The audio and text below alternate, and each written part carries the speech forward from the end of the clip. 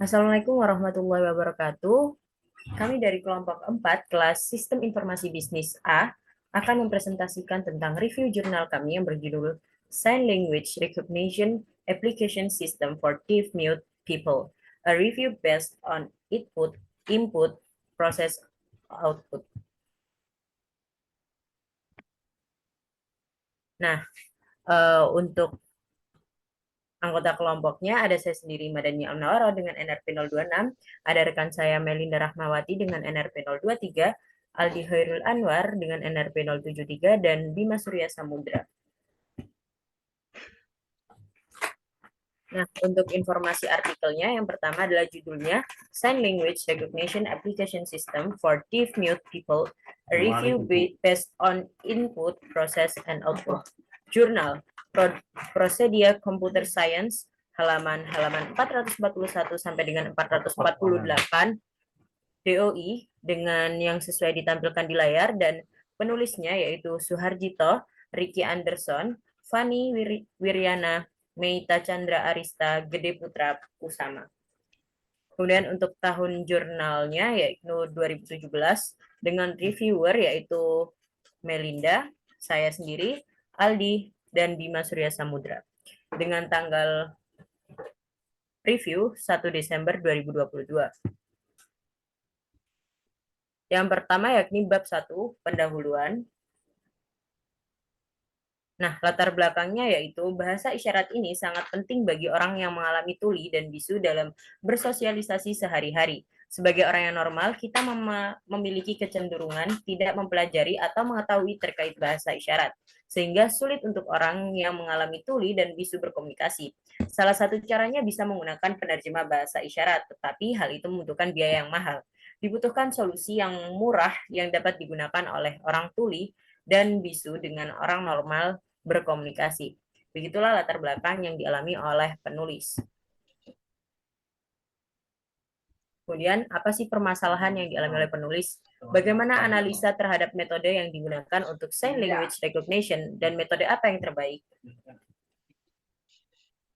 Nah, untuk yang selanjutnya yaitu bab 2 akan dijelaskan oleh rekan saya, Melinda. Ya, selanjutnya terdapat bab 2 akuisisi data.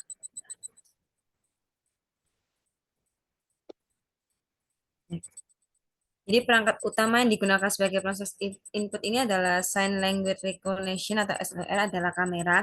Data itu dimasukkan ke SLR berupa gambar tekstur yang dapat ditangkap dengan mudah oleh kamera. Nah, beberapa peneliti itu masih menggunakan kamera sederhana untuk mengabadikan gambar. Tetapi beberapa peneliti lain juga berpendapat bahwa mereka menggunakan kamera dan tidak ada sarung tangan untuk mencegah kesulitan saat menggunakan sarung tangan sensorik. Biasanya, kamera mendukung banyak format video sehingga kita perlu menentukan format default dan format yang ingin kita gunakan dengan menggunakan file format konfigurasi di gteaser DCF. Next.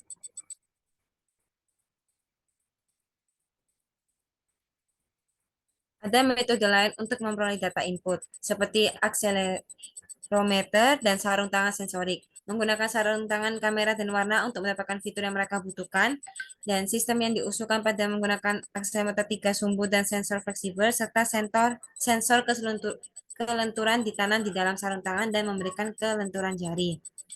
Nah, akselerometer ini menyediakan gerakan memiringkan telapak tangan menggunakan 2 cyber gloves dan 3 Cohelmus 3 Space Position Tracker, dan juga menggunakan pelacak 5 dimensi untuk menyediakan data masukan.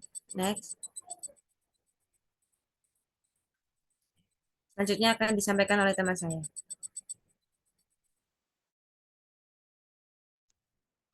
Bab 3 metode penelitian.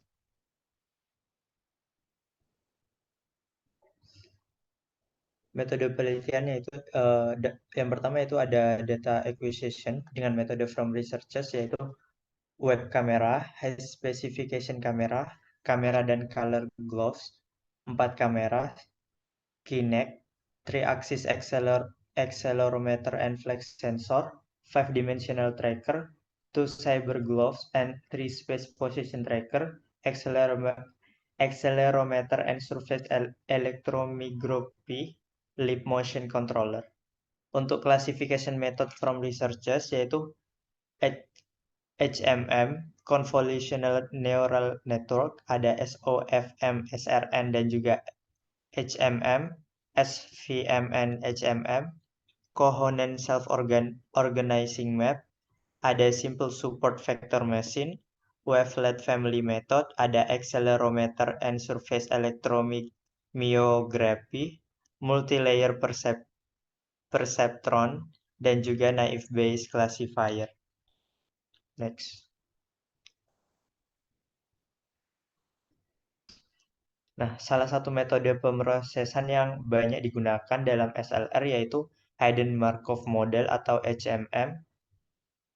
Menggunakan HMM algoritma dengan menggabungkan dengan algoritma lain. Nah, pertama, mereka menggunakan algoritma fuzzy, K-min, untuk membentuk tangan penggolong. Bentuk tangan diklasifikasikan menjadi 8 kelompok untuk tangan kanan dan 7 kelompok untuk tangan kiri. Selanjutnya, lakukan klasifikasi orientasi dengan mengklasifikasikan arah telapak tangan yang berlawanan karena banyaknya pergerakan SLR.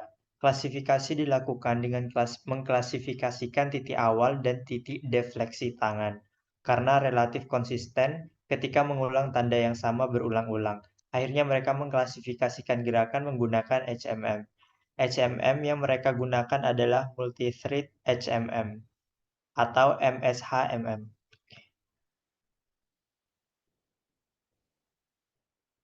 Selanjutnya, bab 4, analisis dan pembahasan.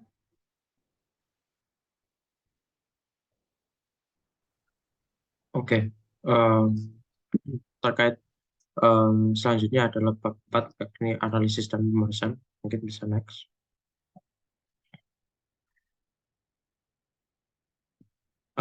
Minta tolong next. Ya, terkait pembahasan, bahwasannya penulis menjelaskan bahwa aplikasi Sign Language Recognition ini dikembangkan melalui 2 langkah, yakni data acquisition dan classification, yang dimana terdapat dua metode acquisition yang sering digunakan oleh peneliti, yakni kamera dan Microsoft Kinect.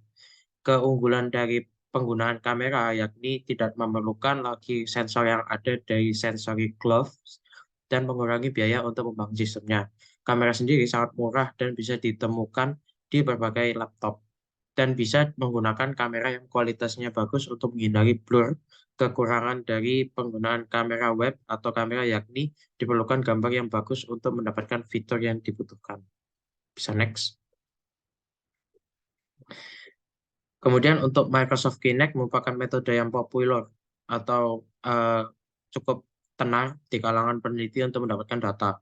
Microsoft Kinect ini semakin terkenal karena menyediakan semakin banyak data yang dibutuhkan peneliti. Keunggulan dari metode ini yakni menyediakan depth data terkait video stream. Depth data ini sangat berguna karena mudah dibedakan antara background dengan designer. Selain itu, metode ini juga bisa digunakan untuk membedakan tangan dan tubuh sebagai tanda yang digunakan dalam bahasa isyarat, di mana mereka menggunakan tangan di depan tubuh mereka. Kekurangan dari Microsoft Kinect ini memiliki biaya yang cukup mahal dan juga perlu terhubung dengan komputer. Next. Kemudian untuk classification methods yang digunakan oleh peneliti sangat beragam dan biasanya peneliti cenderung membangun konsep sendiri. Berdasarkan metode yang sudah diketahui untuk mendapatkan hasil yang bagus dalam mendeteksi sign language, metode yang paling tua dan populer yakni metode HMM, di mana metode ini digunakan peneliti untuk membuat sign language recognition selama bertahun-tahun. Metode lain yang digunakan oleh peneliti yakni neural network. Metode ini dikenal sukses dalam mendeteksi pembicaraan. Next.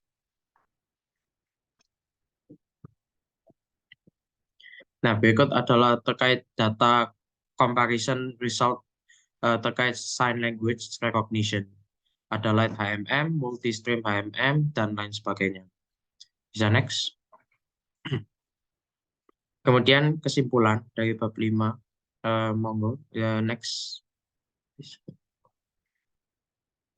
Terkait kesimpulan bahwasannya penelitian ini berfokus pada pembahasan mengenai sistem pengenalan bahasa isyarat, telah dikembangkan dari hanya mengklasifikasikan tanda dan huruf statis ke sistem yang berhasil mengenali gerakan dinamis yang datang dalam urutan gambar yang berkelanjutan. Peneliti saat ini lebih memperhatikan untuk membuat kosakata besar untuk sistem pengenalan bahasa isyarat. Banyak peneliti sedang mengembangkan sistem pengenalan bahasa isyarat mereka dengan menggunakan kosakata kecil dan buatan sendiri dengan basis data. Teks. Baik, untuk presentasi dari kami, sekian. Kurang lebihnya mohon maaf dari kelompok kami. Assalamualaikum warahmatullahi wabarakatuh. Terima kasih.